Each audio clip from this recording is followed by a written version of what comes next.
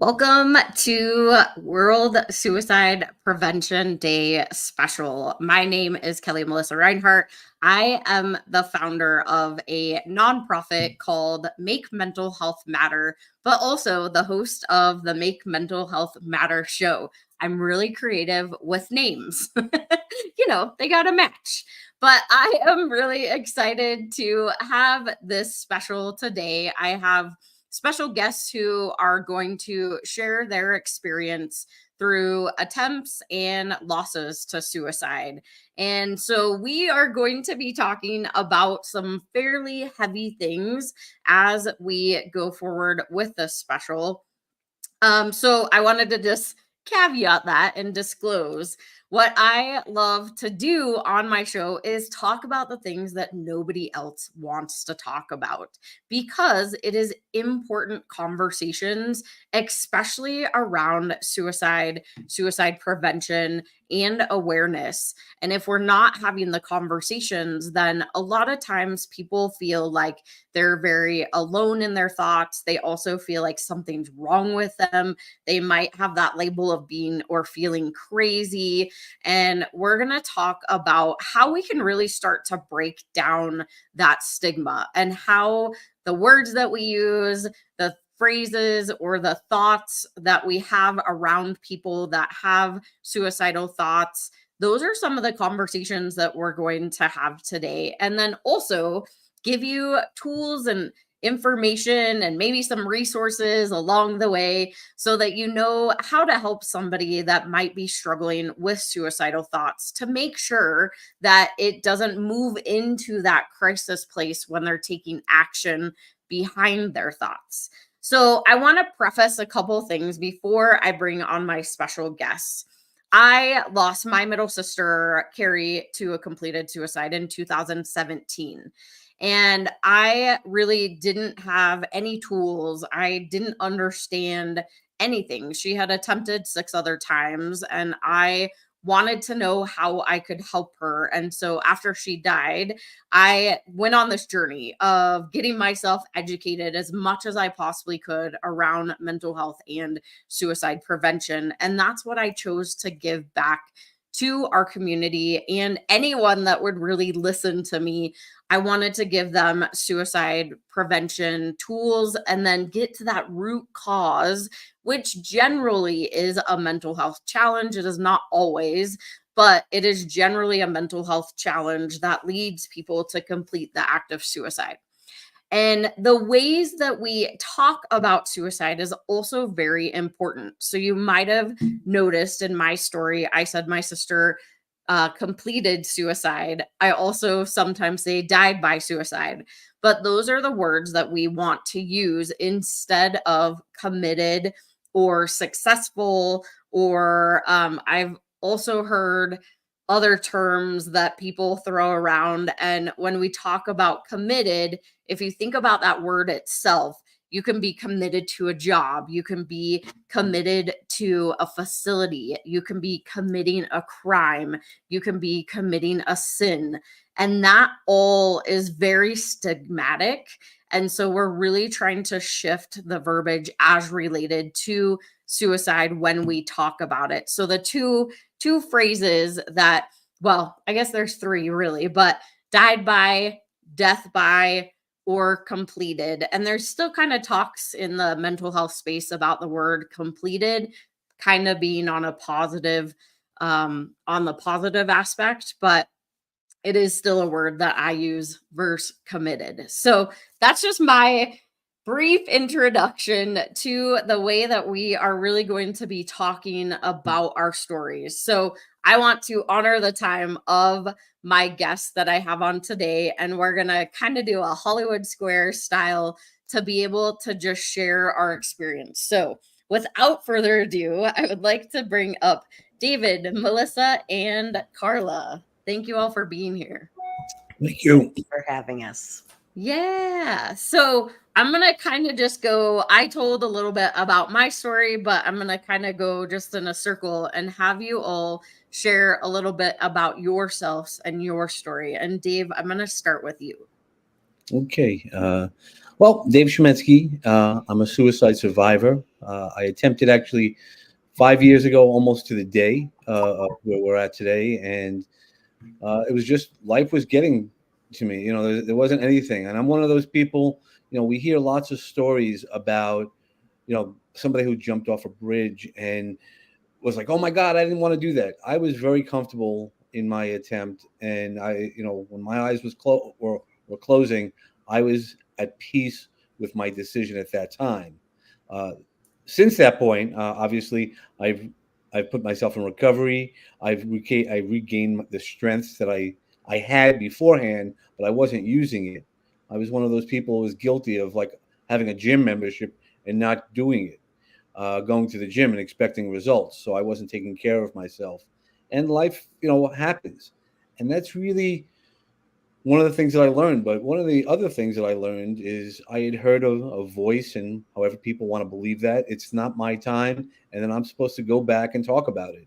And that's where Melissa and I have met, and I've spoken about this voice that just says it was like not doing it. And I've sat with people now because I had the resources prior to the attempt, and I was able to help others. But now I also put myself first.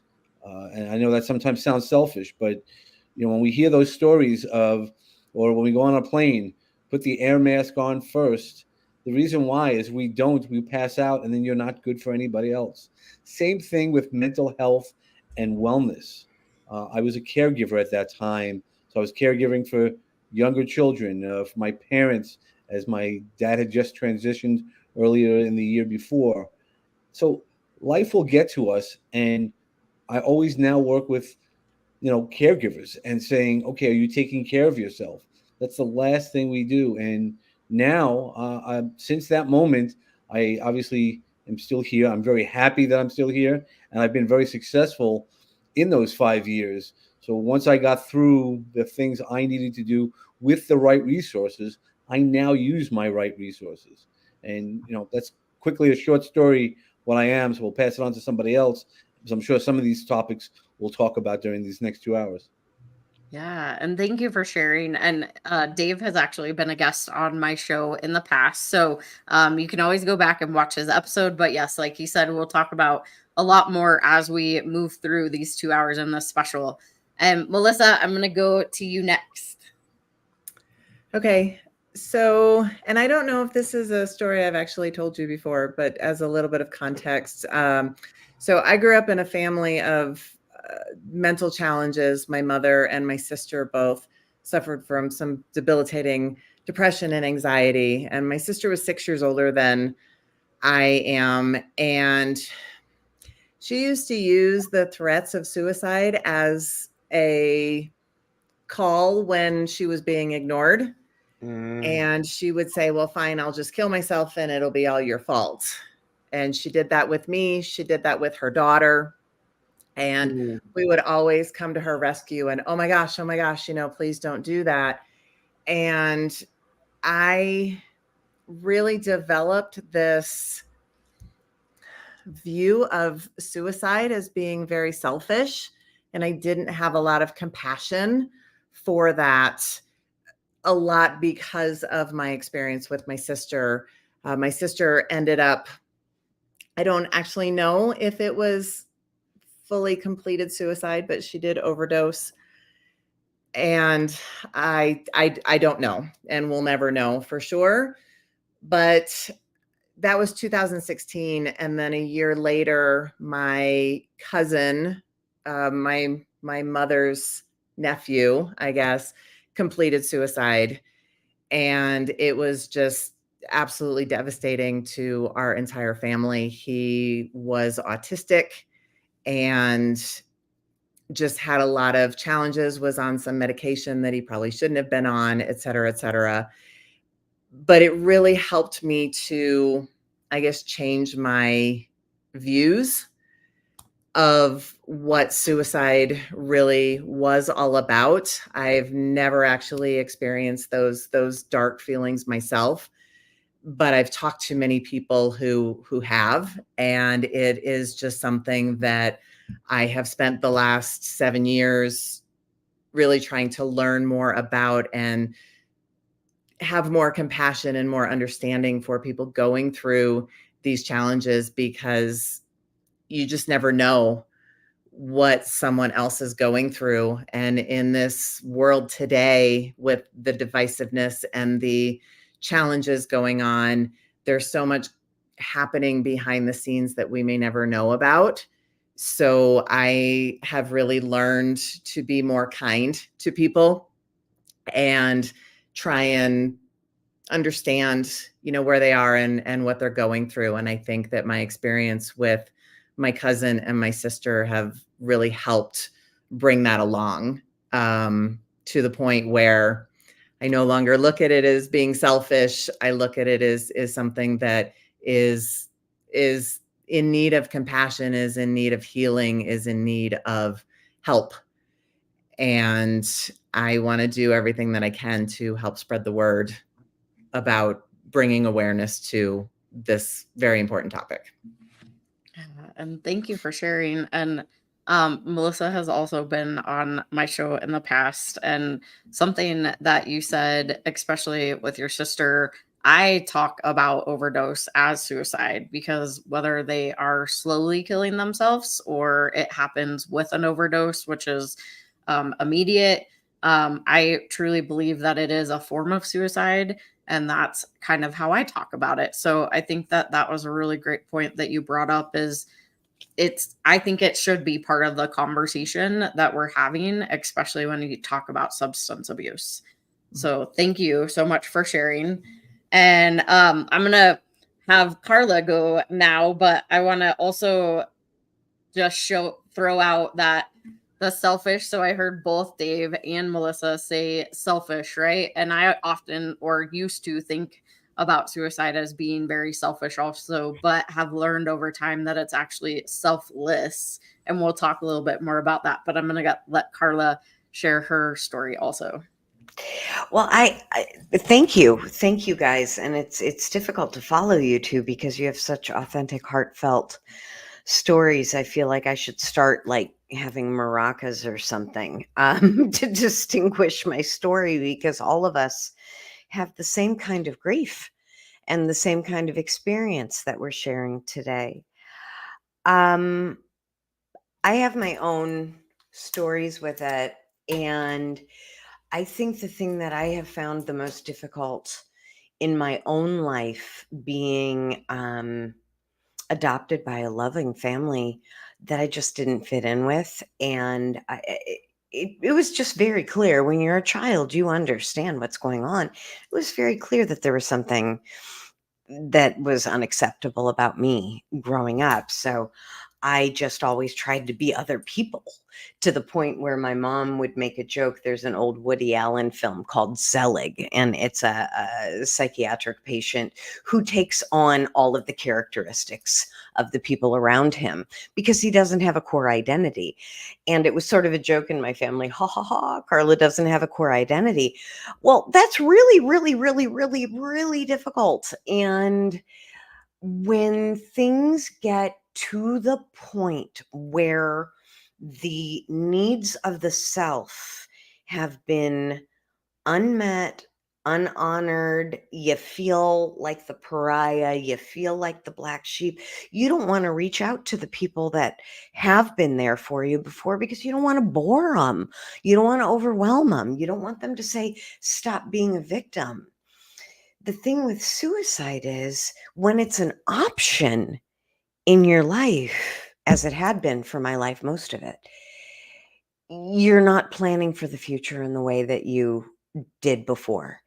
And I understand the word selfish as applied to suicide, and I understand the word selfish as applied to addiction, and I'd like to reject them both for you here.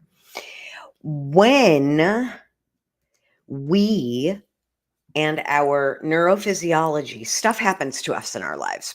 Big T traumas, little T traumas. When more than one happens, it becomes complex. It compounds.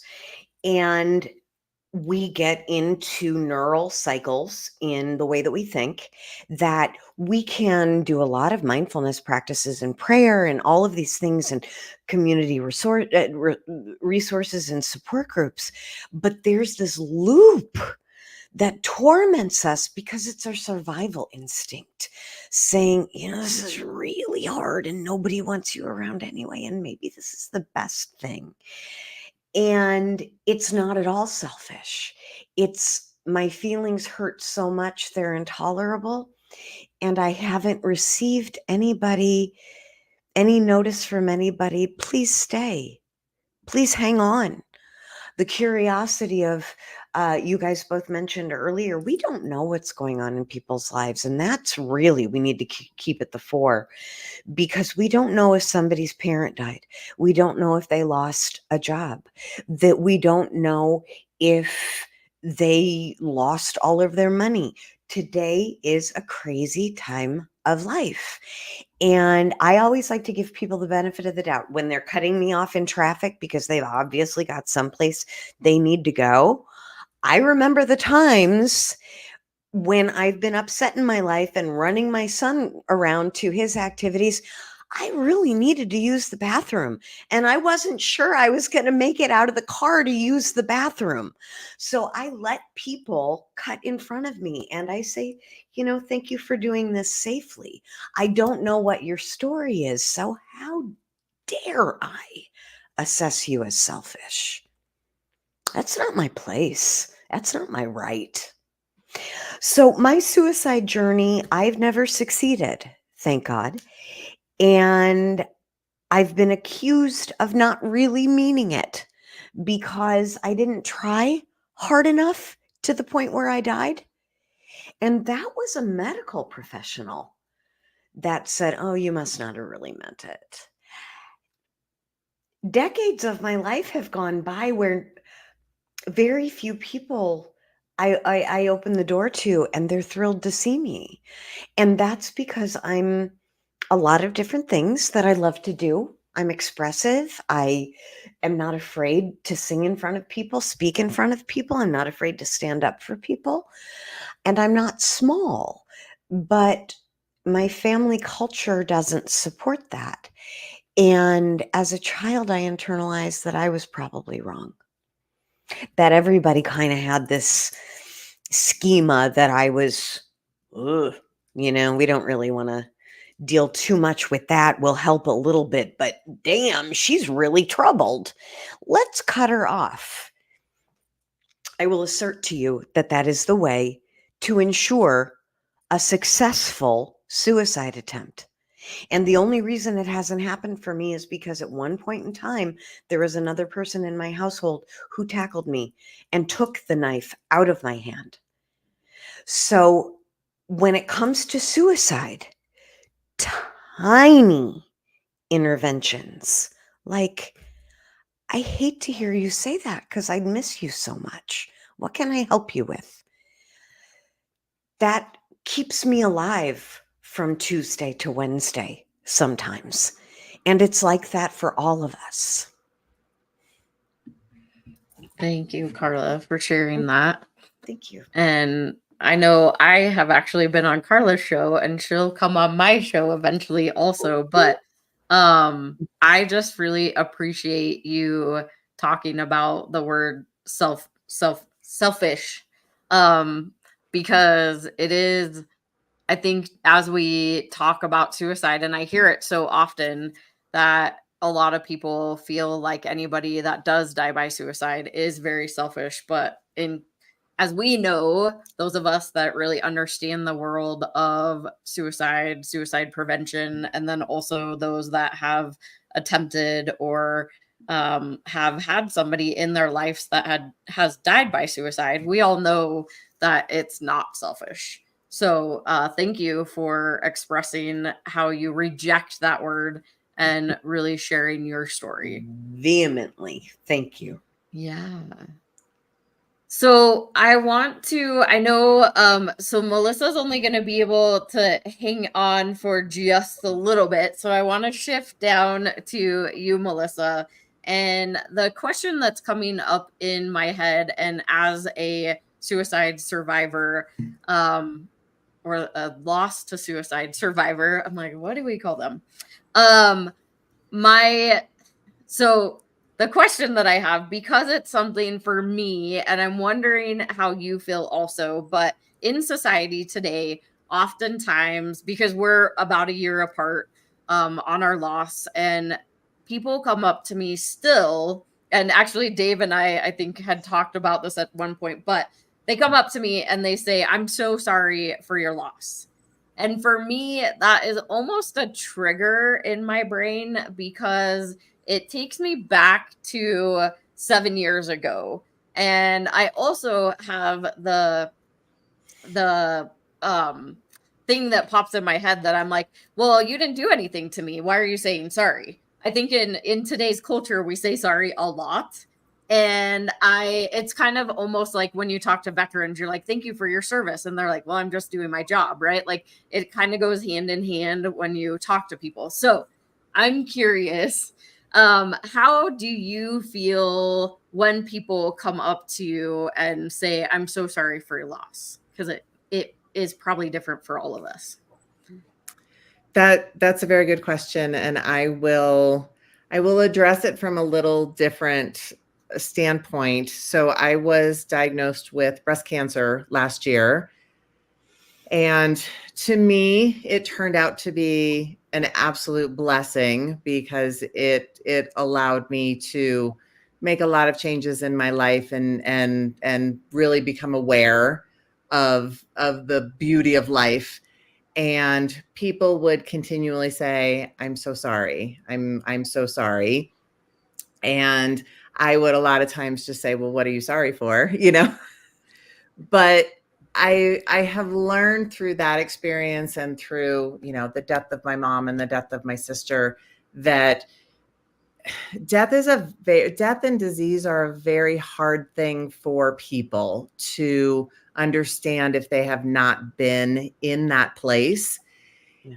And a lot of people just don't know what to say.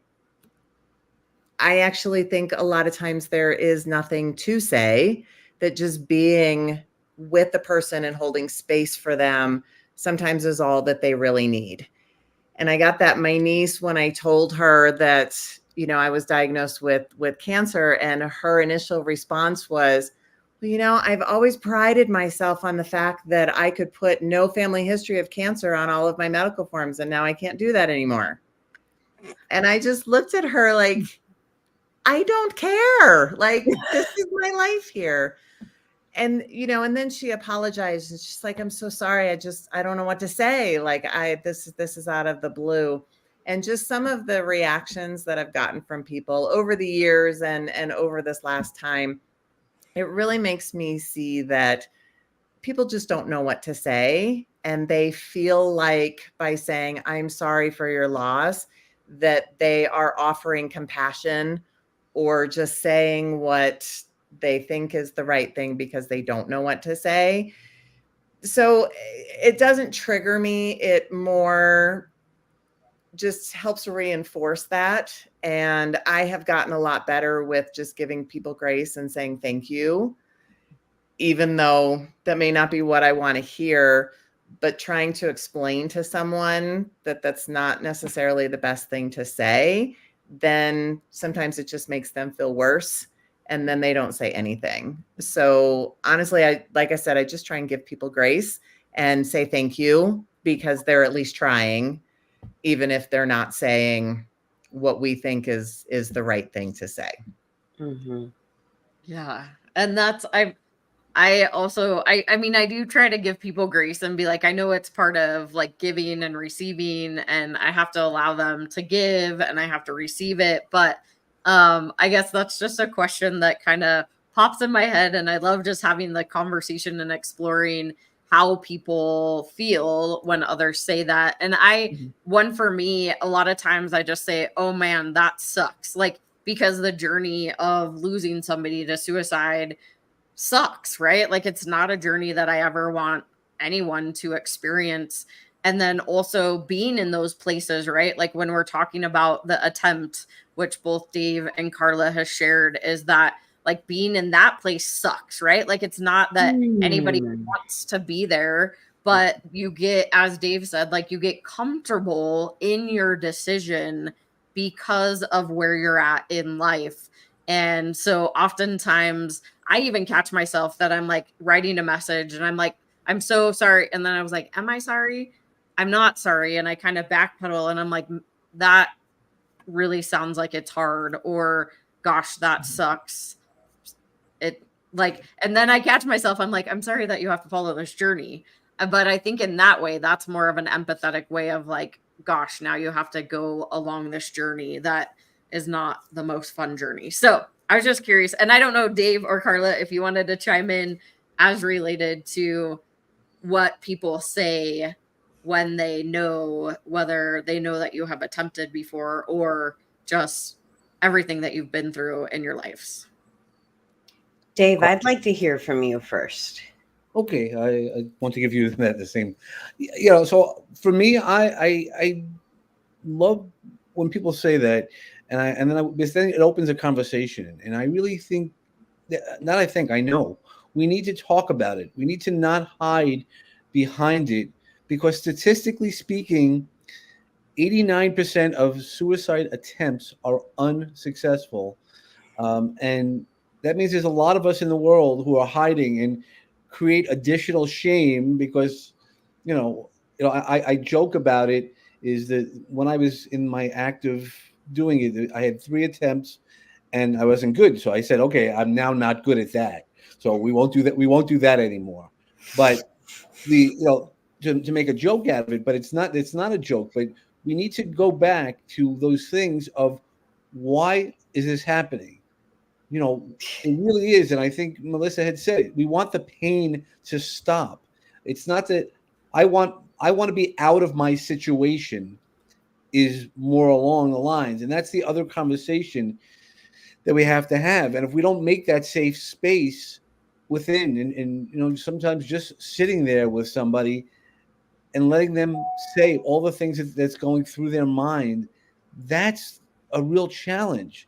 The sorry is, yeah, we're sorry. I'm sorry that I experienced that. I didn't want to. I didn't wake up one morning and go, man, this is going to be a great day. This is what I'm going to do. While I had a method and I had, plans and all that stuff, and I was comfortable in my decision, I'm glad I was unsuccessful. I mean, since then, I've spoken to lots of people. I know after doing my TEDx talk that, I got people reaching out to me. I had 9 families who reached out to me, 7 of which who are in active thoughts about it. And I was able to push them to, not push, but get them to the right guidance. And the 2 families that didn't, those were families that already had lost somebody, but they wanted to hear the perspective, because that's the question, right? We have lots of questions. Even I still sometimes have questions about my own attempt, in like, why was I thinking, to make sure, because people ask me all the time, okay, so you did that and you talked about it before, why won't you do it again? And I can give them a long list of why, what I do actively to make sure I stay on my path. And I've gone through worse things, what I thought was the worst thing in the world at that time, to, then 2 years later, I had 3 major deaths in my family, and being a caregiver for 2 of them, for 2 of them. And, and I was able to handle it because I had already had my resources involved. And I'm sure we're going to talk about knowing your resources is great, but using your resources is so much. And that's why changing the language is so powerful. When I've worked in the substance abuse area, where we talked about it earlier, Kelly, is, people go, oh, they're an addict, they're that. No, people used substances. They didn't, if we change that language, we stop looking at those images of the spoon and the syringe.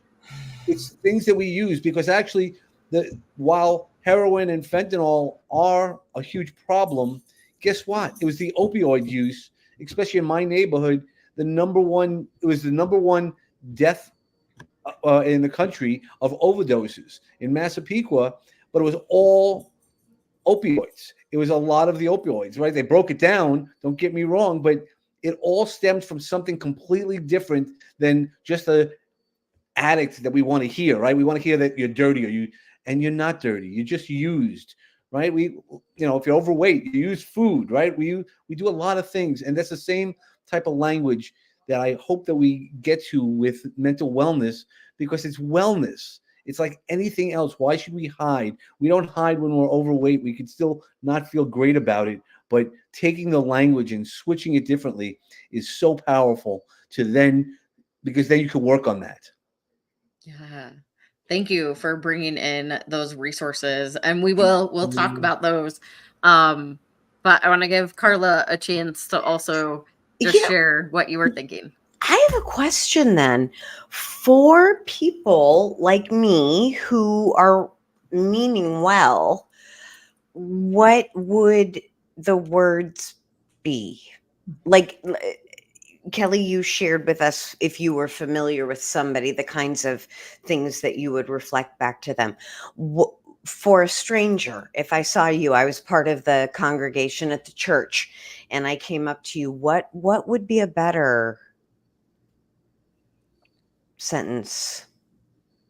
Like the words to say to them if they are The suicidal. condolences. No, like instead of "I'm sorry for your loss" or "my condolences," which are standard, what would be better and more considerate?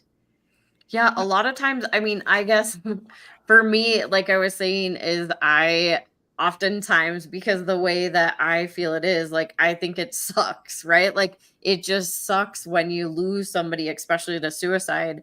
And so oftentimes I say, I'm sorry to hear about the loss of so and so instead of I'm sorry, because Mhm. it kind of goes back to like person first language. You talk about a person before their disorder, illness, disease, whatever you want to call it. So I Yeah. wouldn't say like I'm OCD. I'd say I experience OCD, or I live with depression, right? Like I'm not going to say I am depression. And so I kind of go back to that training that I've had is I say, I'm sorry to hear about the loss of so and so, or gosh, that sounds like it's really hard to have lost your mom or your dad or whomever. Those are the words that I use, but I can throw it. I mean, Dave, if you have any, or Melissa, you have any other words that you would use? I would start off just by saying, how are you doing? Just, Mm. how are you doing? Because a lot, and not that every loss is the same, and different reasons, but how are you doing? Try to meet them where they're at, and that's always the magic. Because even when you're talking to somebody who might have gone through that, like even people like, oh, I don't know what to say to you now. Like after I share them, I'm like, well, there's nothing. How are you doing? That human being. How are you doing? And that'll get you through a lot. And then you can see how resistant people are or not, and what that means to them. Because again, wording and experiences based on their experience and shame. I mean, guilt, and there are words and feelings that are tied to it. And where now I'm comfortable and my kids don't even want to talk about it. I'm like, okay, but there's always a question, and I always say the things I need to say, but looking at it differently. And it's a growing by us having those conversations, we're able to have and see what feels right and what doesn't. Mhm. I And I love know, that. I love how are you or how are you doing? That's a beautiful just way to be with people. My question for you, Kelly, is so why is I'm sorry for your loss a trigger, but I'm sorry that this happened to you not? Ooh. I don't know. Well, and I try to phrase it like, I'm sorry to hear about, because then in my brain, like it's like I'm hearing about this thing and that makes me feel sad. So I've thought about that is like, how do I reword this, right? Like Carla was saying, like, what are the good words to use? And I don't know if I'm like perfect at it by any means, but that's why I love to have these conversations, because I learn all the time. And I actually, as I'm thinking about if I see it on a Facebook post or something, and then when I'm typing out a message to them, which is not necessarily in person, or they may not want to share like how they're doing right in the feed, right? So I've been trying to play around with like, what are the best words to use. And so that's why like I love when I hear other people too. And maybe it's just because I'm like, in my brain, I'm like, well, I feel sad about hearing about this experience, and that seems different to me than the I'm sorry. Okay. Yeah. Well, I know, Melissa, you have to jump here soon, but I Yes. want to give you an opportunity to just share where people can find you if they want to follow your story or just learn. I know you have a podcast, so I would love you to share that information, and then any final words that you want to share with the audience. Okay. Well, I'm on the socials. I'm on Facebook and Instagram. That's where you can find me the most, at Melissa Grosboll. I'm also becoming more active on LinkedIn.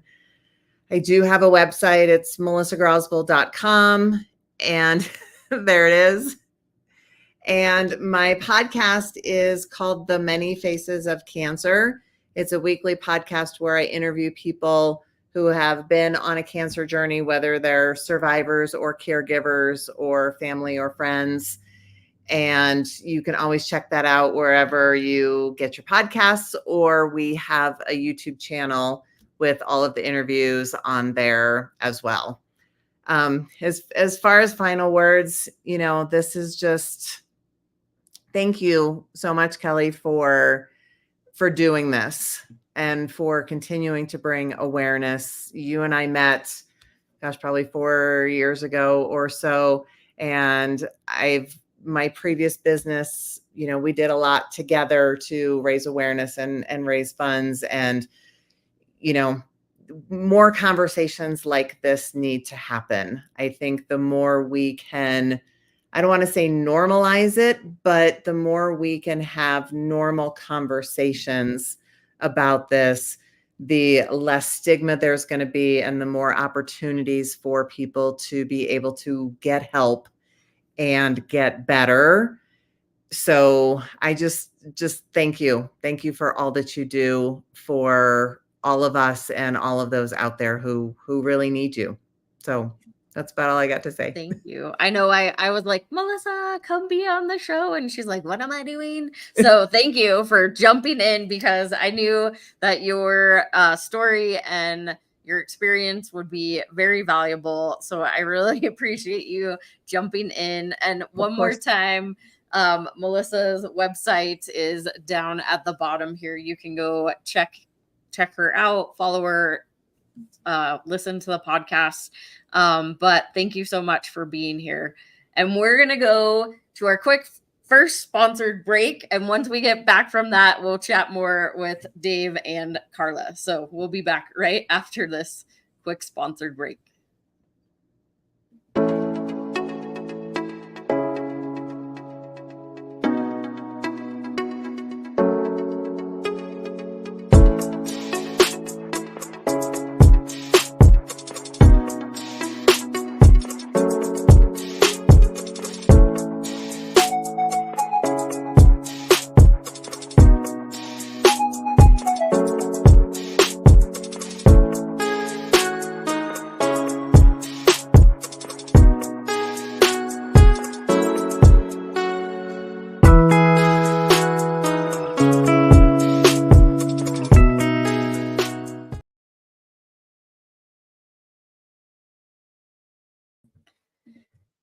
And like that, we're back.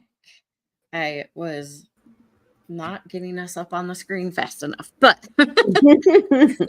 if you happen to be just joining us, thank you so much for watching our special. It is called Changing the Narrative on World Suicide Prevention Day.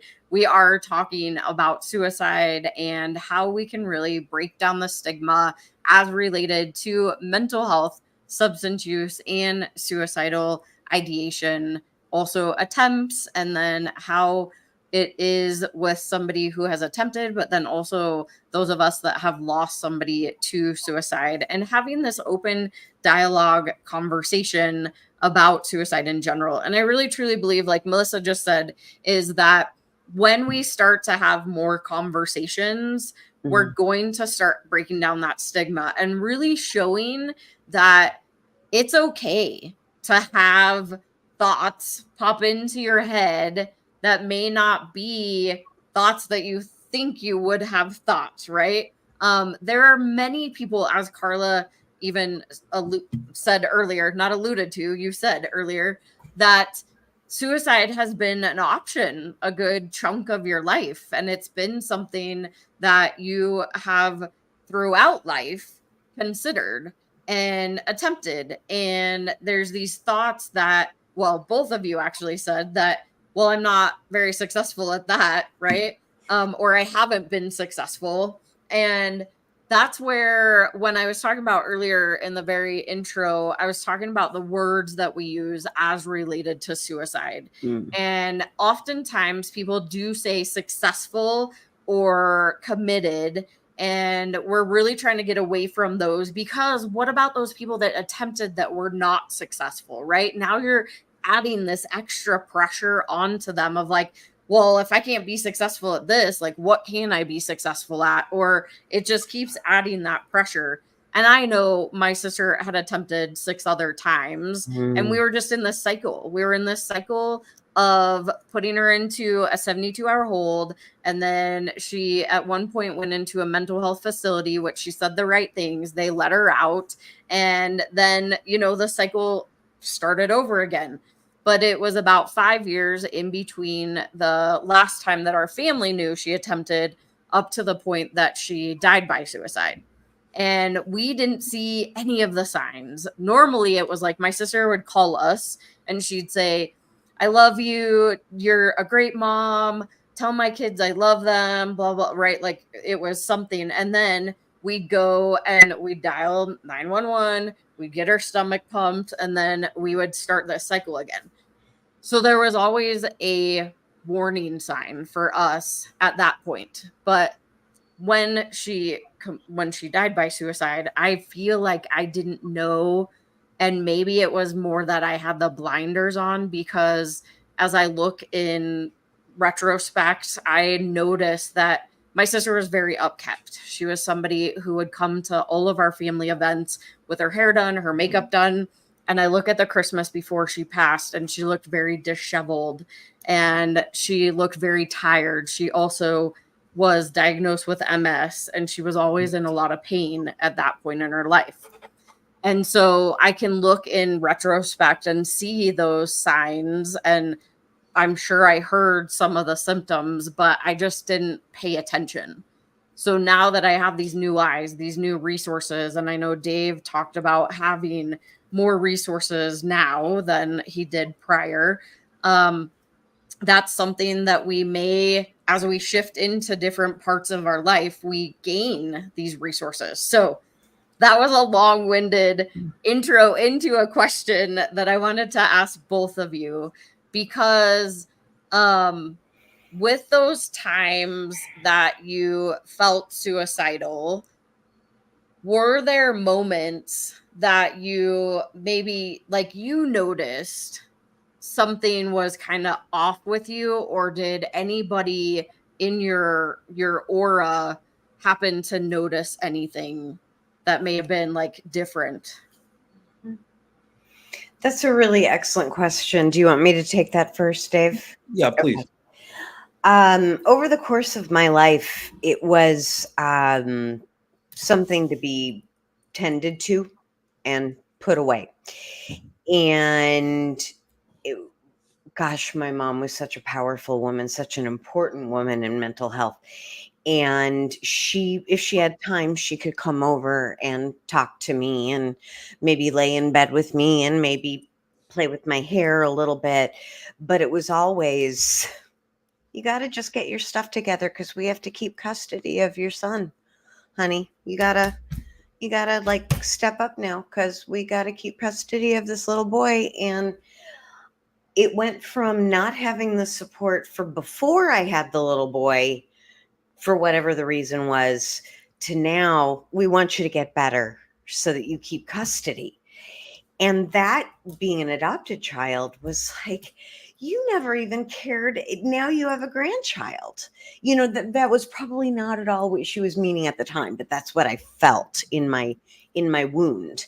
Like, you don't care if I'm alive. You just don't want to not have access to my child.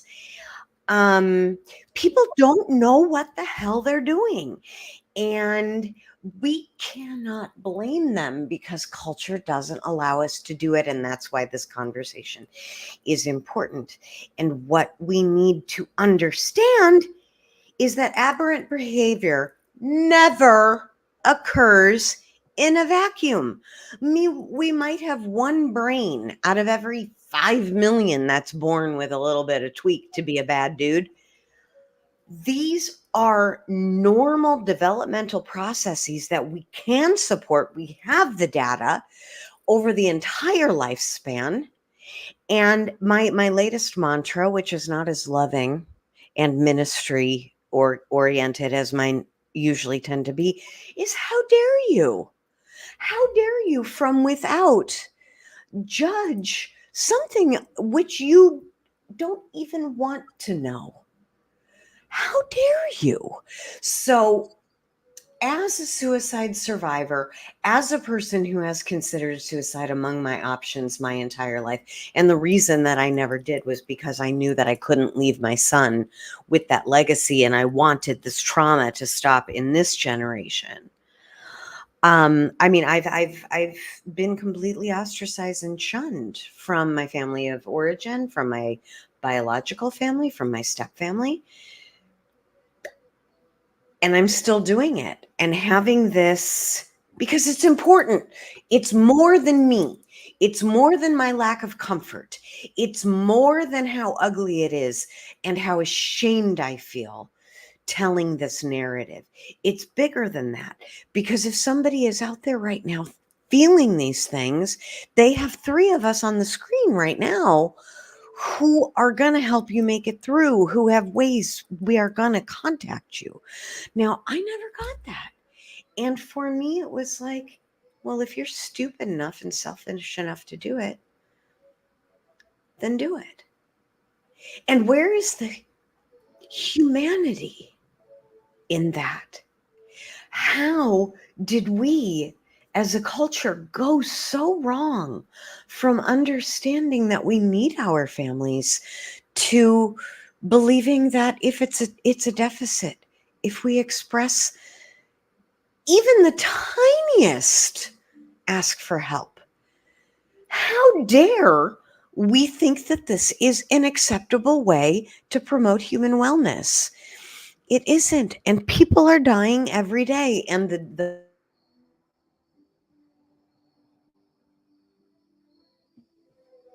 Oh, no. I think she froze, right? Yeah. I just want to make sure it wasn't me. No, yeah, I think she might have froze just a little bit. So hopefully she'll come back. Hey, live TV, this is what happens, and that's okay. But I'll take on it is exactly, we have to have that conversation, and it's all about conversations, because as you're feeling it, no matter where you are in that void, right? You put yourself. So if you are the one who's going through that, but it's not yourself. So you put yourself through it, but you don't have to. I couldn't see all the resources I had. After my attempt, I had a friend who because he was told I was in Philadelphia, he was about to jump in a car, which is a 2.5-hour drive, probably more, on a Sunday night, to come get me.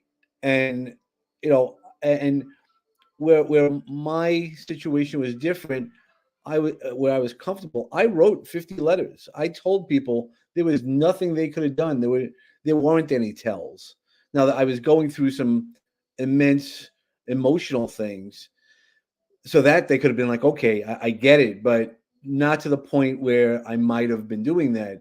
I had a meeting the day before with high level, pharmaceutical executives in a small company near me, and I was giving them exactly the service that they expected. So for me, again, I called people. I wrote 50 letters to people. Even my kids that morning, I dropped them off at their mom's house, and I made sure my youngest was angry at me, and that's one of the things we've had to work out since. But I said I love you, and she like slammed the door because she didn't want to go where she wanted to, and that was one of the things that she was angry at me for. How could I let her walk away with slamming the door? I go, well, I told you I loved you.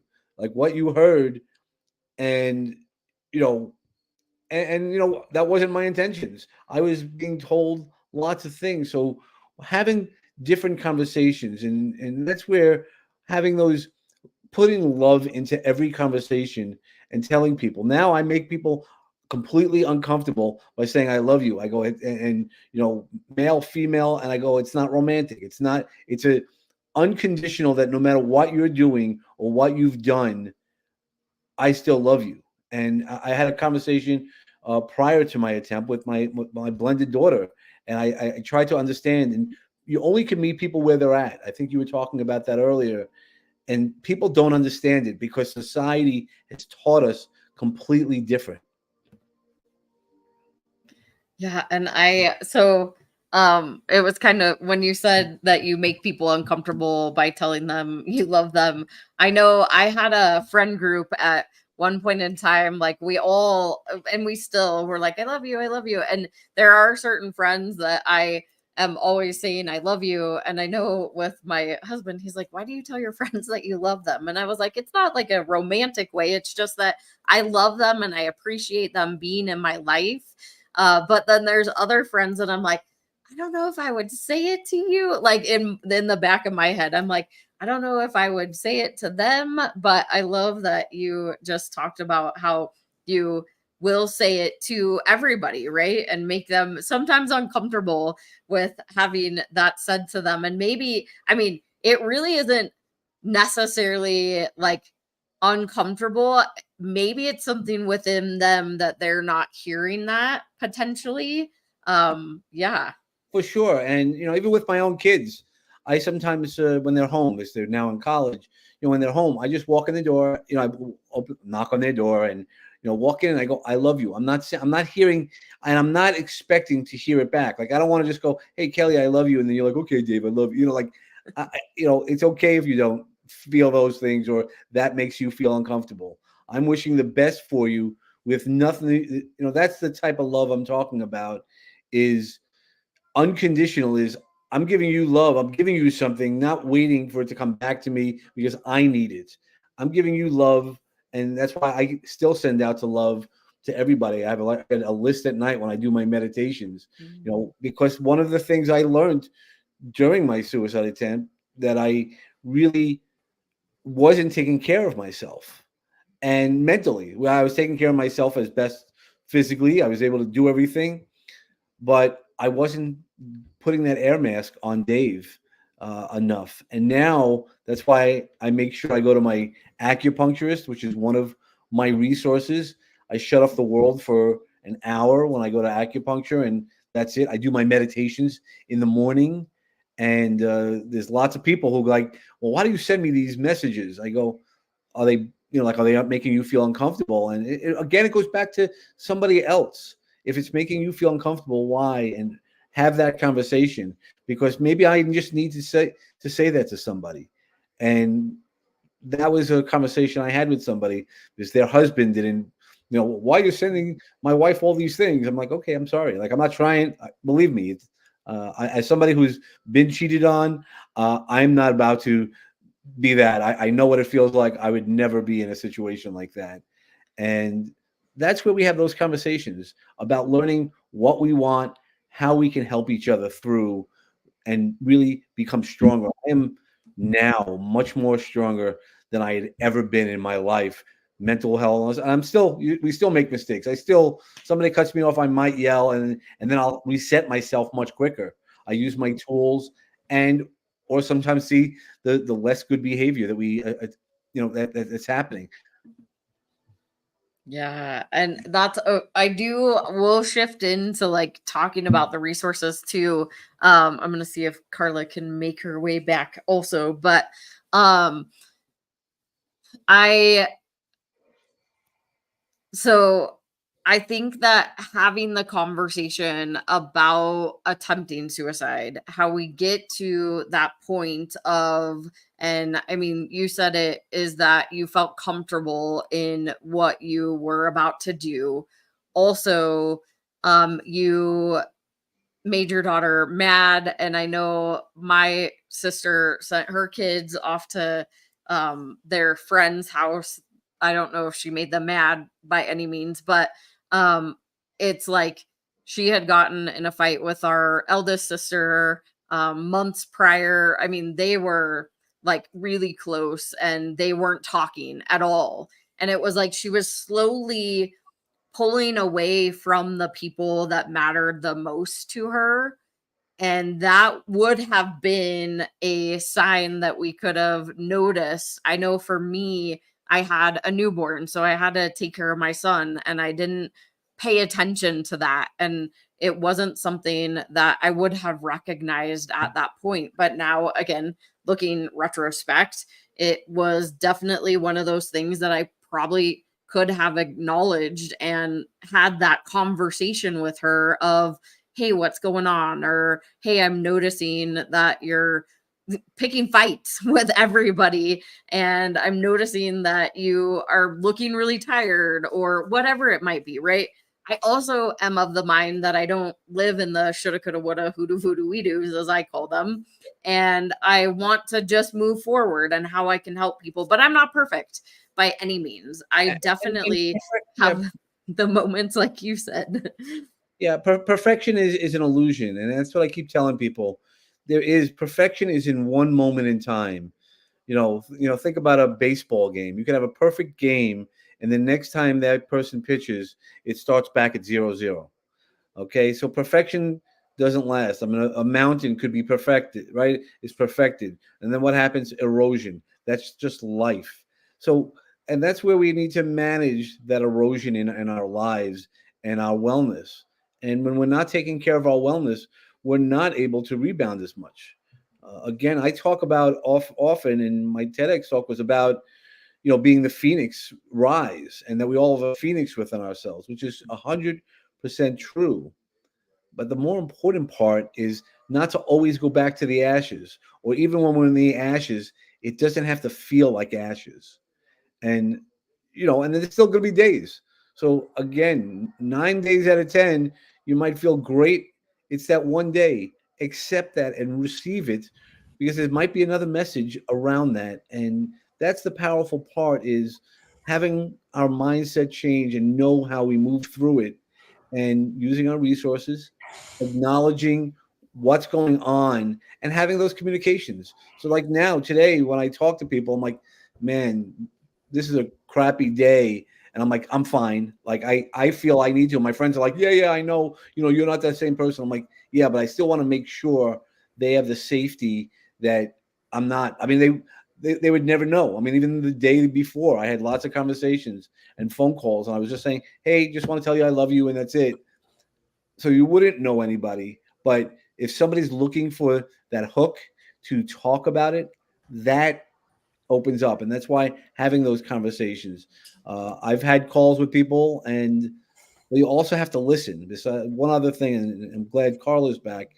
I had a friend, I put something on Facebook and a video, and they're like, some people took it that I was in a depressed, we use that word way too much as well, but a saddened thing. And they're like, are you fine? My friend called me, so I appreciate it. I go, yeah, I'm fine. Are you sure?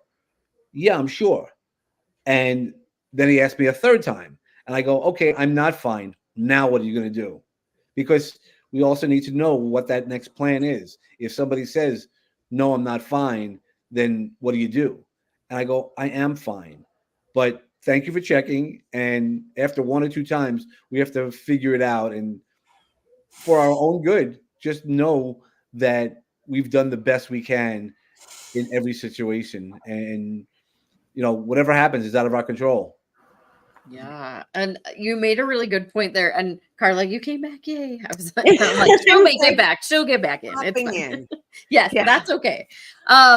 One of the things that I want to showcase that you just said is that um so our brain, we have these automatic thoughts of Mm. I always say it like, if you're at an office and you're walking down the hallway and you're like, hey, how you doing? Great. Hey, how you're doing? Great. Right? Like, we automatically respond in certain ways always, because that's what we're conditioned to.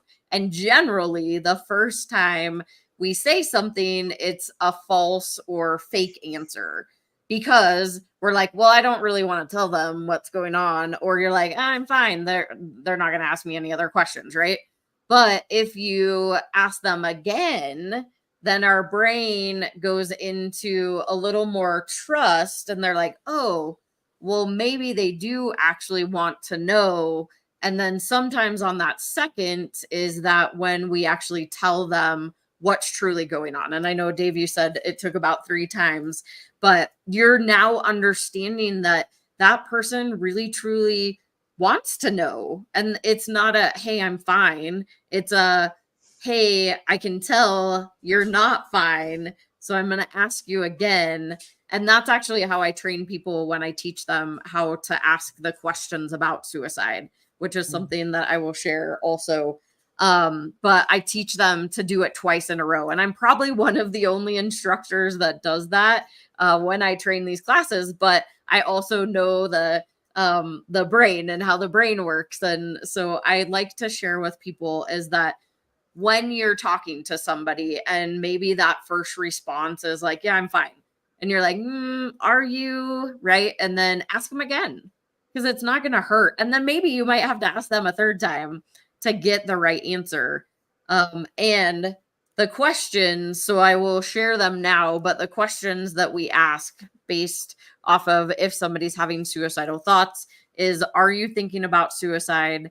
And or are you thinking about killing yourself? And we use suicide and killing because they're very specific and our brain loves clarity. And if you said harming or hurting, that is very different. You can Very harm and hurt yourself without the intention to die by suicide, Yes. but killing and suicide are very clear, very specific. And again, it's, are you thinking about killing yourself? Are you thinking about suicide? And those are the questions that I train whenever I do classes. But Carla, I wanted to go back to you also. And I know because Carla also knows a lot about the brain and how we process things. But I wanted to, you kind of like were right in the middle of what you were saying before you froze. I know, and I have no idea what it was. But I would like to share something that I think everybody falls down on. We're not curious. Why? Why? Nothing, like I said, nothing happens in a vacuum. The human animal is programmed to respond to the environment. The brain forms in utero and throughout the entire lifespan in response to the environment. Genes turn on and off in response to the environment. So if we're going to call these people mentally ill and borderline personality disorder, which is a terrible stigma, and all it is, we don't use it anymore. All it is complex trauma. We give these people all sorts of labels, and it doesn't honor anything of our history. If we had a history that supported this particular organism would not be doing drugs, promiscuous, having children out of wedlock, or if they're men, not paying attention to their children out of wedlock, partying, having no intention for their life, having no life plan. Every human being deserves a chance to grow in a holding environment. We don't all get it, but we deserve a chance to grow in a holding environment to identify what our own emotions, feelings, identity, all those things, what they really are for ourselves. You're going to find very few people who have a healthy sense of self-respect, self-love, the importance of what we do in the world, not self-importance or arrogance, but the importance of our mission and our purpose, you're not going to find many of us in that category who are suicidal. But you will find a lot of people who say, it's been tough, but I'm getting by. And that's comfortable. That's a comfortable response, but it's not a compassionate follow-up. We need to expect more from each other. We need to expect more from our families. We need to expect more from our schools. We need to expect more because humans are a social creature. We are a tribal, predatory, territorial animal. And we have default settings in our brain that take a real lot of conscious effort using our neocortex to unwire. A lot of times the emotional states that come up for us, the triggers, and I mean the triggers that really do trigger a lack of safety in the amygdala, in the limbic system. These things come up and we're conditioned to go, oh, that's probably overreacting, or I'm always told I'm too sensitive, or with women, you're a woman and you have cycles and you're irrational. I reject every single thing that doesn't find room for compassion and curiosity when we are dealing with huge global issues of loneliness, depression, and suicide. I think we need to start asking different questions, and I think we need to start asking them in infancy and with young parents. That's my soapbox for today. I love it. Yes, I'm like talking my language. But we're going to go to our quick last sponsored break. And once we get back, then we're going to shift into really talking about resources, how you guys have really shifted into this place in your life, what you are doing now, and we'll find out what else we're going to talk about. So we'll be right back after this quick sponsored break. Okay.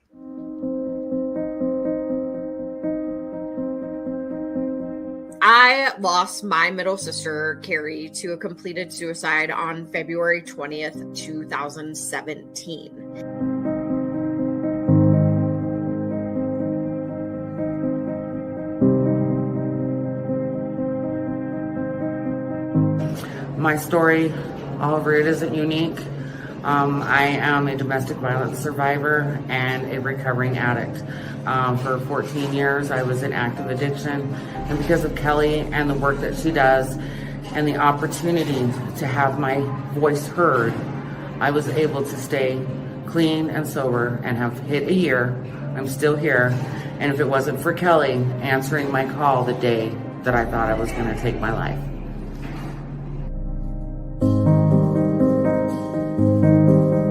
Curious, and I know that I've heard a lot in the BIPOC community, it is very hush hush. It's like one of those things that you don't talk about. Like you literally feel like it's not a conversation you can have. So can you talk a little bit more about that?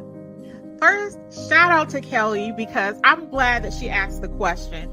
I researched you before I went on your show, and I saw how real and authentic you were. And I just appreciate the question because it is different, and we have to have tough, courageous conversations. So yes, I always say I'm a triple diversity threat. I'm a Black woman with multiple disabilities. Now, I'm not really a threat, but to other people, I may be, because people fear the unknown and what they're uncomfortable with.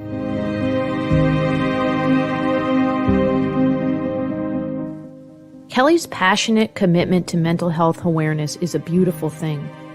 It's clear in her social media posts, it's clear in the resources that she puts together, in the activities that she provides, her collaboration with organizations, and the consistent way that she continues to deliver a message, encouraging people to understand that they can share openly and to break the stigma around mental health. Kelli's topics cover children and adults, talk about things that we can do as a community, things that we can do individually, and her website is packed with information and resources and all kinds of contacts that you can use to reach out, whether you're dealing with something yourself or you're looking to help somebody else who is struggling. I encourage you to check it out. I am Sinead van Breda. I'm from Johannesburg, South Africa. Please join me in my Power Hour every Sunday, 12 o'clock Pacific Standard Time on E360 TV. Mwah! Hi, I'm Julianne Meyer, the host of Own Your Wellness, and you can watch my show on Mondays and Thursdays from 4 to 5 p.m. Pacific on Achieve TV right here on E360 TV. Remember, there's more to health and wellness than broccoli and burpees. Hello, this is Steve Ramona with the TV show Together We Serve, Fridays, 2 p.m. Pacific, 5 p.m. Eastern on E360 TV. Together We Serve. And like that, we're back. All right. Thank you so much. If you are just tuning in, you have stumbled into the Changing the Narrative World Suicide Prevention Day special. And my guests, Dave and Carla, we are talking about their experiences with suicide and attempt, and also the loss of my sister to suicide. And we're having this really great conversation about really what it means, the signs, the symptoms, how we can change our words that we use as related to mental health and suicide. And then also, how do we have better conversations? How do we ask better questions? How do we do better as a society in general and as humans? I am of the mind that we have to have hard conversations because it is uncomfortable. Like Dave said earlier, sometimes it's uncomfortable when people tell you that you love them, but the way that we take it, it all kind of reflects in like what we're going through and how we're responding.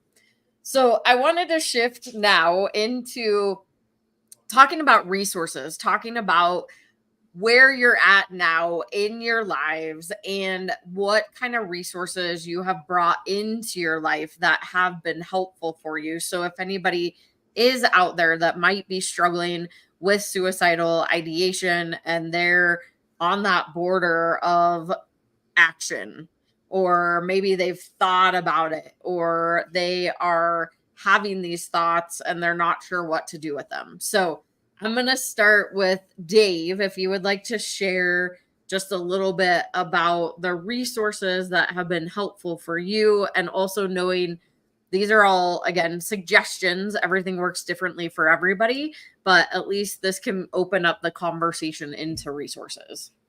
Yeah. Well, first, if you have any ideations, get professional help.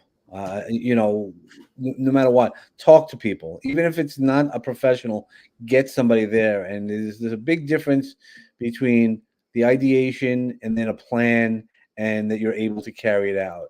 So that's the things. And so there's a lot of things that go into that. It doesn't just generally come up one day. Sometimes it can just overwhelm, something happens, and you could do that. What I would do is try to use your resources. What I say, if we use our resources today, tomorrow becomes easier to manage.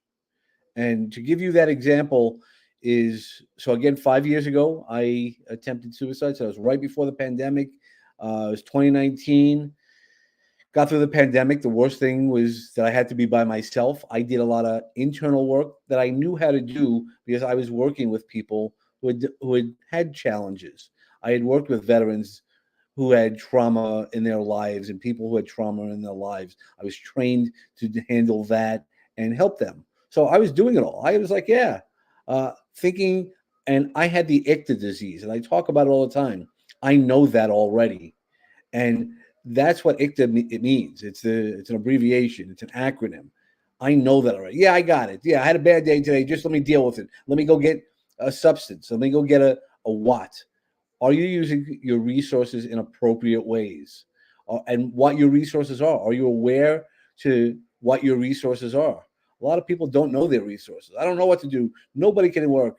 Or we start using the wrong language I've tried everything. Well, I can tell you, most of your audience has not tried everything because I don't know everybody in your audience. I'm sure Carla doesn't know everybody in your audience. And I know you might not know everyone in your audience. And just because You've tried lots of things. Let's find it. Keep looking. 26 letters of the alphabet, and on an Excel chart, it goes to double and triple letters as well. So let's keep finding the ways. And that's what I did. Is I was first went back. The first thing I did when I came back to what I'll call reality is I called my therapist. I was like, look, this is what I did. He asked me, am I going to do it again? I go, no, I didn't have a plan. I was like, I'm not good at it. So he goes, you'll be in my office tomorrow morning, 9:00. And he goes, if not, I need you to go check yourself in. He goes, I'm trusting you. And I said, no, I wouldn't, because I didn't want to hurt anybody. Even in my situation, that was why I wrote those 50 letters. I was trying to, in Dave way, try to protect the people, to explain to them. They might not understand that I'm not expecting that people wouldn't have been sad, but it was like, okay, there was nothing you could do about it, which really was the truth. And then what I did is I said, okay, what resources? And that's when I picked up acupuncture. Somebody was like, would you try acupuncture? And I go, I'll try anything. I was the only time in my life that I would classify, and it was classified medically, as depression. Again, another word we use often. You could be really sad, and that's not depression, and clinically depressed. So at that time, I was clinically depressed. And now I understand the difference. And I'm not a doctor, so I'm not going to go to the definitions, but I understand the difference. And for me, when I know when I'm sad, I have to do something. What's my patterns that I created? Look at the patterns that you do. And by doing that, you'll figure out maybe where you went offline, where you were able to do it. I used to create wellness plans. So that was the first thing I did. Even before my going to the therapist that night, I created a wellness plan and pulled people into my wellness plan to say, hey, you see something wrong, you're allowed to call me out on it. And if I resist too much, you're allowed to do what you need to do, take care of what you need to do. And, there's a lot of things that we could do in resources. And I'm not saying that works for everybody. Again, when I walked into the psychiatrist, because they make you, that's the first thing that they suggest. They have to go into my therapist. He sent me to a psychiatrist, and they give you medicine. And I was like, I don't want medicine. And I eventually weaned myself off, which is not appropriate for everybody. And the psychiatrist, I was telling him, talks like this. I said, oh, but you won't feel the pain. And I'm like, well, much like if I have a turned ankle, I'd like to feel the pain because I want to then heal that pain. And now I can experience the same things. Still hurts a little bit, right? You still have a broken heart. There's still things that go on. But the truth of the matter is, I know how to handle my pain much better, and I don't mind telling people. So again, conversations with people. So during the pandemic, when I was alone and didn't like that aloneness by myself, when people would ask me, even professional conversations, if I felt comfortable with those people, I'd be like, yeah, today's not a great day. And we'd have a little conversation.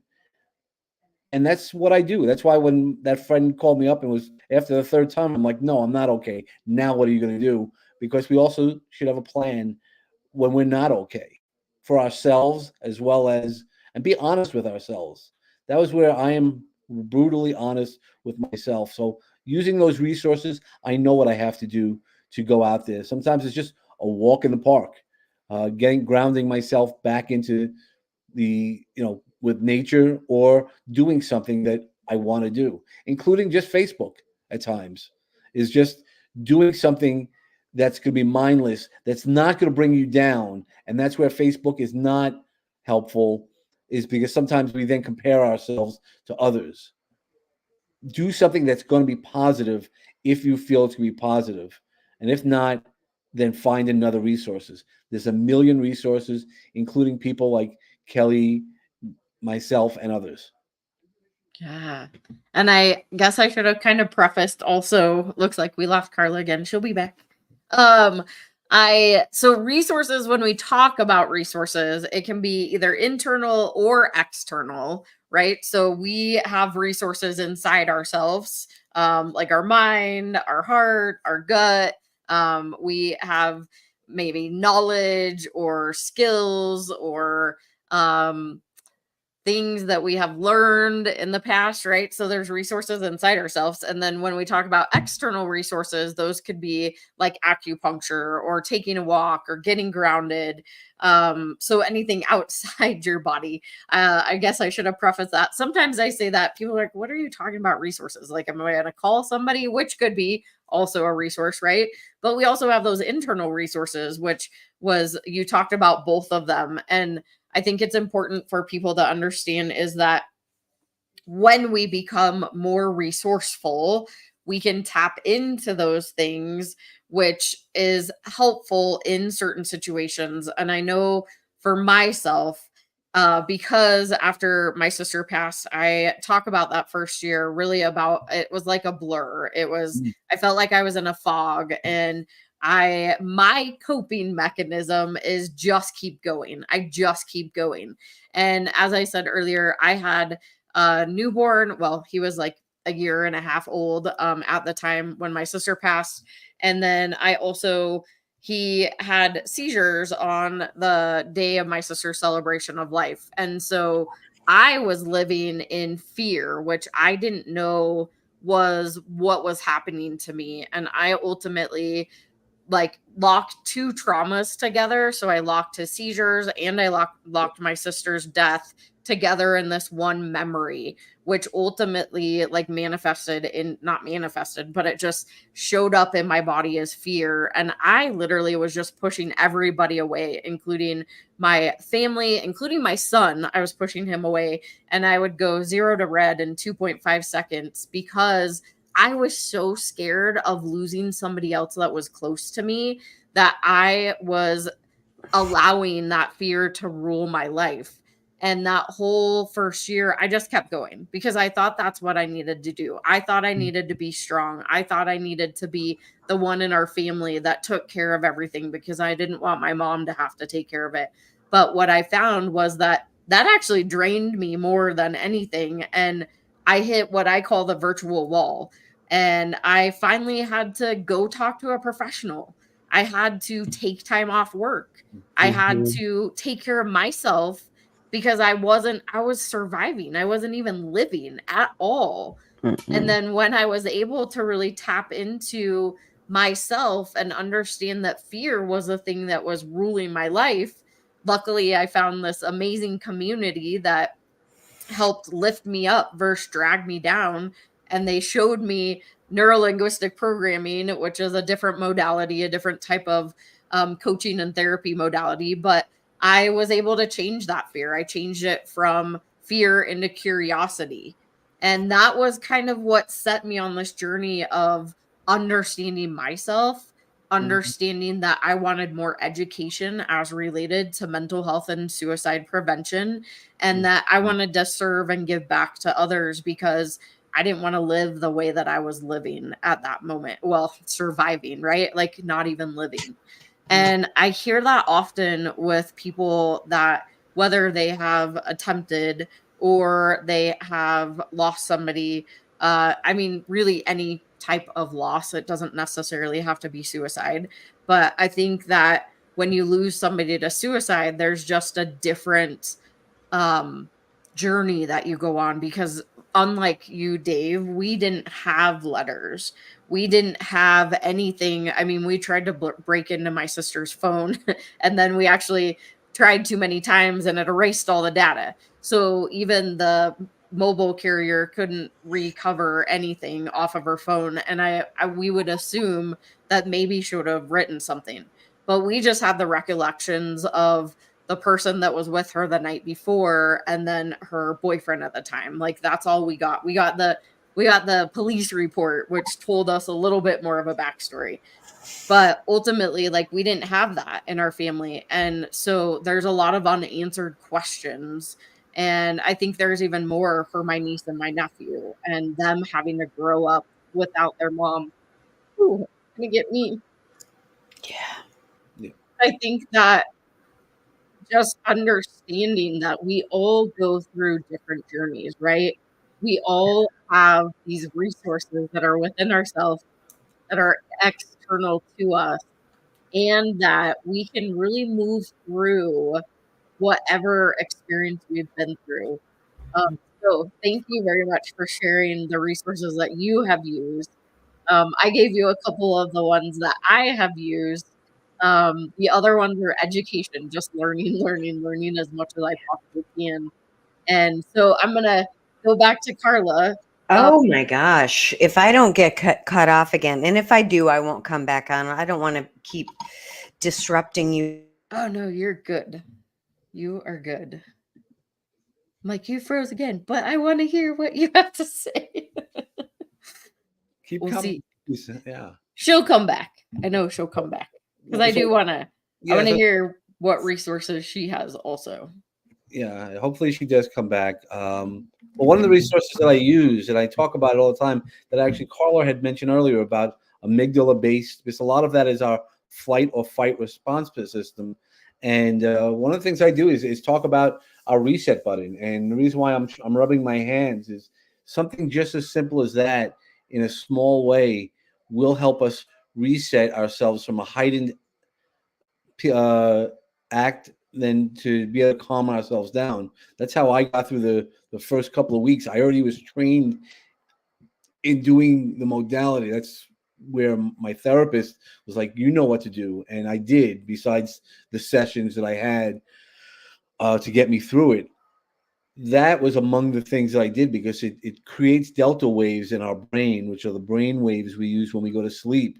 And it automatically will calm us down, just by breathing and rubbing our hands just in a small circular way. So it's not very, like tapping, where people might see tapping, but that's something you could just do underneath. Yep, it's great. It's a great resource.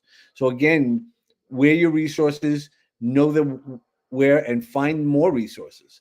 There's so many different things people didn't understand about doing the Mandelas, how that's a calming way to do things. So for some people that's really calm, some people that's not calm.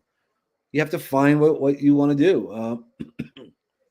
And those are the resources. Keep looking for resources. There are so many resources out there, and people, as well as being able to self-regulate. Right now, like I said, I still get angry at times, but I regulate it now. I become more self-aware. So I ask questions. Even in a conversation like this, I'd be like, "Hey, Kelly, what did you hear me say?" Because I want to make sure I'm communicating it right. I know what's coming out of my heart, but how's it coming around to other people, to make sure that I'm saying it right? Because there's times people will be like, "Oh, you didn't want to say that." I go, "I did, but let me hear how you heard it, and then I can correct the way you heard it to the way that you need to hear it." Yeah, that's a good point of, hey, can you rephrase or like parrot? I like to use parrot phrasing, like actually use the words of the person, but because sometimes I know my brain goes faster than my mouth can go, and so sometimes it's like bleh, right? And I'm like, wait. I don't think that's what I meant to say, but can you tell me how it sounded to you? So yeah, I think that's a great way of, yes, I meant to say it that way, but what did you hear? Because we all come from different perspectives, right? Like you and I could literally be in the same exact experience and come out of it with different, like completely different experiences, because I'm coming through my lens and you're coming through yours. And so we're going to have completely different experiences in that specific situation, like the exact same situation. And I talk a lot about that with grief also, is that the way we experience grief is going to be very different. Even if you go through a similar experience with somebody, you'll never know exactly how they're feeling. You'll know kind of, a little bit of how they feel. But again, you could be in the same exact experience and take two different perspectives from that experience. So we never want to impose on others, like as we talk about resources, like what resources are going to work for you or not, but we can give suggestions of what have helped us in the past, and you can try it and see if it works for you. And if it doesn't, I always say just throw it away and try something else. Yeah, and that's why there's so many organizations that like yourself. There's so many organizations that could do it. and finding the right resources, finding the people that you feel home with, your tribe. It doesn't mean they have to be your tribe all the time. They're not saying getting to a cult, but know where your resource, who I could call, that if I call Dave, if I call Kelly, if I call somebody and I just say, look, this is what I need to do. I need to vent. I don't want any, and that was I was guilty of, which led to some of my challenges. I wanted to solve a problem. I now, even with my own children, I go, okay, are you asking me to solve a problem, or are you just trying to tell me something? And it's hard to just be like, shut up. But now I'm more self-aware because that's not what I intended. The language that I used and things like that, I learned, and I don't want anybody to learn the lessons I did in the way that I did it. Not that we're not going to learn lessons, but having those conversations again, like I said, when I spoke to my girls, I can now have different conversations, even when I notice different patterns. Like my older daughter's been calling me more this semester than she had other semesters, and she always checked in on me. I checked. But I go, I noticed you're calling a couple of times a week. Thank you. You don't have to do that, but I'm always glad. I'll always take your call. And she knew that. But you want to also, one of the resources is recognize when somebody's really reaching out to you and doing well for you as well, and say thank you for just checking on me. I have this one thing that I do where I send out text messages to people. That's how I keep out, thank you for being in my life. Though we might not have spoken in a while, I still think about the great times we've had together. And you'll be surprised how many people respond back like, oh my God, that's great. And, I did this during one of the conferences once, and somebody was going through a situation, and somebody else in the audience had sent it to somebody who their situation might have gone differently, and they needed it. You never know who or what is going on, as we talked about earlier, but where you can come in and show somebody, hey, I'm glad that you showed up in my life at any point. Yeah, that and it has been scientifically proven that one person can change the trajectory of another person's life, whether it be that small text or it's the acknowledgement of like, hey, I noticed that you're having a bad day or whatever it might be, right? But really it could take just one person to notice or to listen or to just not judge. And that was something that I wanted to come back to, because we have talked about judgment and non-judge, not judging. But we don't want to judge the situation. We don't want to judge the person, and we don't want to judge the thoughts that they're having. I often teach about non-judgmental listening, which is definitely a skill that we have to learn, because most humans, we have those automatic thoughts and we're like, oh, I want to fix, or oh, I want to interject, or oh, I had a similar experience, right? Like we kind of go into those fixer mentalities of, hey, oh, let me help you with this or that, right? And you even said like you got to just zip your lips sometime and just simply listen. Like take yourself out of the conversation. Take your thoughts out of the conversation. Take all of the beliefs that you have out of the conversation and simply just listen. Because that way people are allowed to express what they're feeling and what they're thinking. And it allows them to also process through whatever emotions that they're having. And if they don't feel like you're going to automatically try to fix them, then they'll probably unpill those layers even more. And that's been the biggest tool that I've ever learned, is that I can simply just zip it, sit, listen, and not judge, not fix, and be the support for that person. And I do often say, hey, I'm not really sure what to say or do. Do you want to brainstorm solutions, or would you like me to just listen? Yep. Right? I think that's a powerful way that we can say to people and give them the option of do you want to talk through this, or do you want me to just simply listen? And I think that's a great way that we can really start to tackle these harder conversations, I guess. But we can make them easy too. Yeah, but that's the thing is having that safe space, on having the ability to have that conversation. I mean, that's among the regrets that I have with certain of the situations that led up to what I did, and the conversations that I wasn't prepared, and the other person wasn't prepared to have. If that self-awareness piece. So I've strengthened my self-awareness piece because it's good for me, not just because of that relationship or things like that. Because now when I go in, I'm self-aware, and I ask those questions, and all of those things is because of where I'm at. Again, where we talked about earlier, that if we prepare ourselves today, tomorrow's become easier. No, and where I didn't tell the rest of that story. So I attempted suicide in 2019. 2022, I got a call. Please go check on your friend Kevin. And I went to go check on him, and Kevin had passed away in his apartment. And we had to have the police and everything like that. It was an unexpected. It wasn't an overdose, but he also left a mother with Alzheimer's.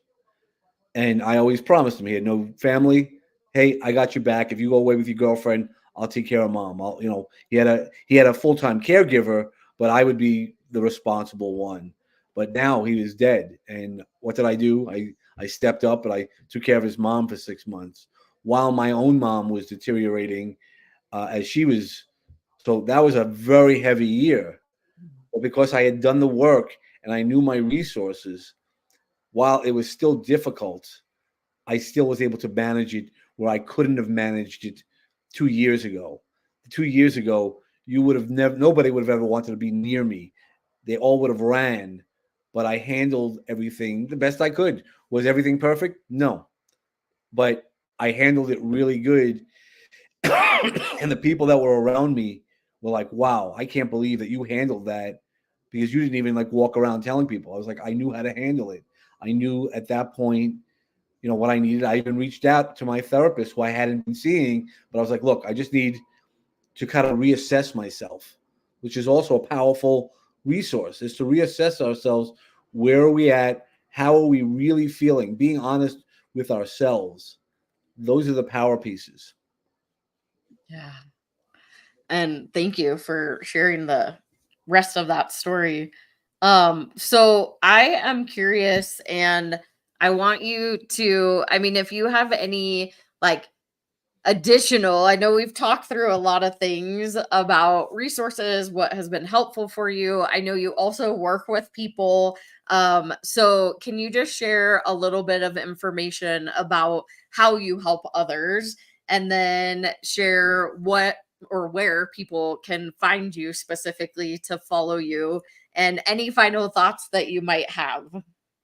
Okay. Well, really what I do is I just meet people where they're at. Start off with that. That's why I like what we said earlier today. How are you doing?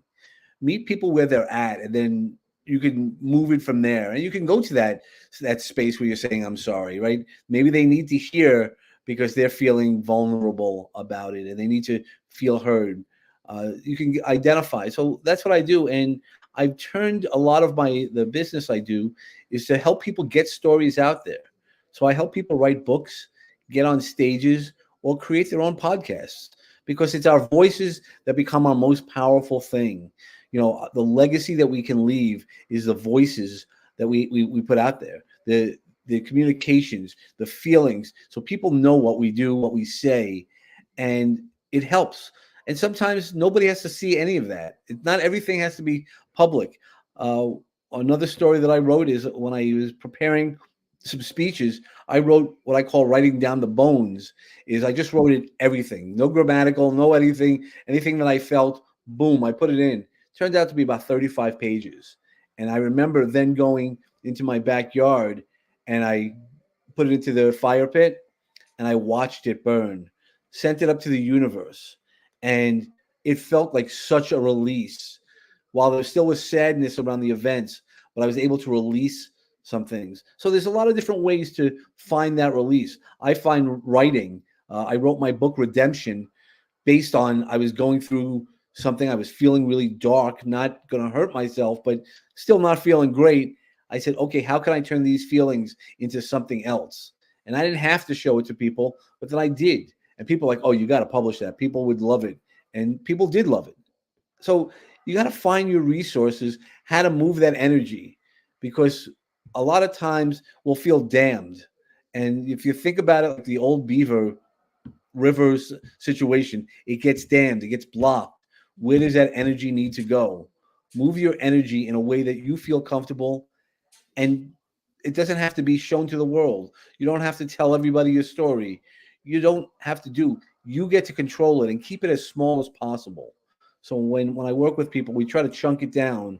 So a situation like a sudden death, a sudden passing, no matter what the circumstance is still could be very heavy. So if we could just talk about today, the 1 minute when we're in recovery, that 1 minute, 1 day, 1 hour, 1 day, 1 week. We don't go, oh, I have to be this for the rest of my life. That becomes heavy. I have to do this for the first second, 30 seconds, 60 seconds, 1 minute, and it becomes lighter. We almost then become, we don't realize how it comes. And that's the real power of what we do. And so how to find me is it's really great because my last name is very unique, Shemetsky. So it's davidshemetsky.com. I have my podcast, Peace, Love, and Bring a Bat. And the bat is all about bringing awesome thoughts like we did today. Thank you so much, Kelly. And also being authentic. That's why we all showed up and was able to share our story. Be authentic in whatever you're doing today. And I always wish people to hit their sweet spot. Yeah, and I love so I've seen the books that you can buy that are called burn books. That's such a great idea. I'm like, I'm gonna use that. Just write it out and then burn it. Okay, I think that's my next thing. Yeah, because if you're, especially when you're angry, writing down. So we'll pick on your husband, right? You're angry. Of course he doesn't do anything wrong, but when you write it down. This and that, and you don't really mean it, or and then you want to just get rid of it. Kick it up to the universe. The universe. One of the other resources I show people is throw it all into a box, a mental box. Throw it out to the universe. Push it out, like physically do these things. And the universe has a great thing that it does. It cleans everything. Because if you believe in faith and universe and all that, it's all about love. And if you can clean it in love, it's going to come back to you. And that's what you bring back into the love, and you bring it into your heart. It's a powerful exercise. It's just putting it in there, feeling it, touching it, smelling it, pushing it out, and then coming back. The same thing with writing the book. Write down exactly what you feel. I hate you. You forgot to do the dishes, or you didn't do the dishes. I'm guilty of that all the time. But that's okay. Then burn it and let it go to the universe and remind yourself, watch that. Don't just send it out there. Don't just put it out to the curb. Send it out there and watch it. Be careful when you're doing it, because it's that intention of watching it go into the universe to take care of your problems, or to take care of at least the feelings around your problems.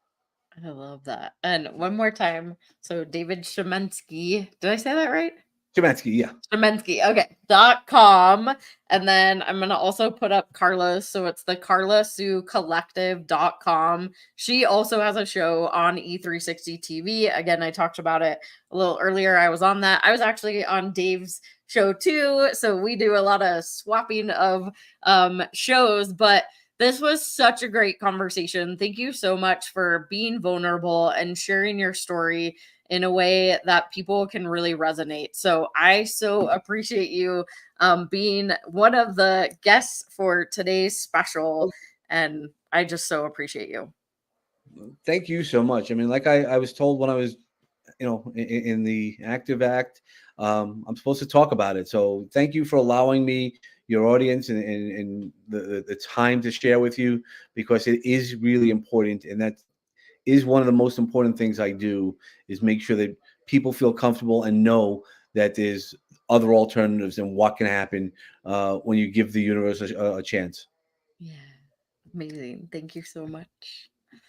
All right, y'all. Oh my gosh. So I don't know what you took out of today's special, but I will tell you that this is not always the easiest conversation to have. So I am just grateful for the guests that came on today, Carla, Dave, and Melissa, for sharing their experiences. And I wanted to give you a unique perspective into those that have attempted suicide and those that have lost somebody to suicide, and see kind of both sides of how the journey goes. But if you are somebody who experiences suicidal thoughts, or you have attempted, or maybe you have a plan, I want you to know that you are not alone, and there are people that really truly want to help you. One of the best resources that we have available, especially in the United States, is the number 988. It is the National Suicide Prevention Lifeline. You can call, text, or chat that number. You can also go to makementalhealthmatter.org. If you don't remember any of the resources that we talked about, we have an entire trusted resource hub. Scrolling along the bottom is the actual, but it's just at makementalhealthmatter.org/trusted resource hub. There are crisis numbers, there are non-crisis numbers, there are holistic professionals, so many different people that we collaborate with, including other nonprofit organizations that really truly can help you in whatever you are going through or experiencing in this thing that I call life. But no matter what you do, I would love for you to take the opportunity to have a conversation with somebody in your life today, tomorrow, or every single day, and just ask them different questions. What questions can we ask that are going to change the perspective, that are really going to get them to open up? Because most of us have gone through an experience in our life, and suicide is one of those experiences that people often have more. It's just not talked about. So, how do we start breaking down this stigma? We definitely start having conversations. How do we start saving lives? We bring more resources. We give that connection. We start making community, and we can really help those that are struggling by opening up the space for them to just be authentically themselves and tell or talk about whatever their experience is. So I hope that you had the opportunity to get some good nuggets out of this whole conversation. And I would hope that you would take the opportunity to come over to the Achieve TV channel and watch my show, which is called Make Mental Health Matter. I go live every single Monday at 5 p.m. Mountain Time, again on the Achieve TV channel. And we have these conversations all the time with professionals or advocates in the mental health space, or those with lived experience. And I honestly can say that my guests are truly phenomenal, and they always bring their stories, their energy, their resources, and the information to the audience to be able to help and support. I also have some upcoming guests that are in the space of laughter, which laughter is so wonderful for your mental health. So we constantly are looking for guests to come on the show, and I hope that you enjoyed this special. Our next one will actually be on Veterans Day, and I will have a guest lineup of veterans to be able to talk about their experience. So thank you so much for watching this, and I hope that I will see you, or maybe you will listen or watch, to the Make Mental Health Matter. Again, one more time, if you need any resources or information, please go to makementalhealthmatter.org. It is not Mental Health Matters, because we're taking the action to make your mental health matter. So makementalhealthmatter.org, or come check out my show, the Make Mental Health Matter show, at 5 p.m. Mountain Time on the Achieve TV channel. I'll catch you later.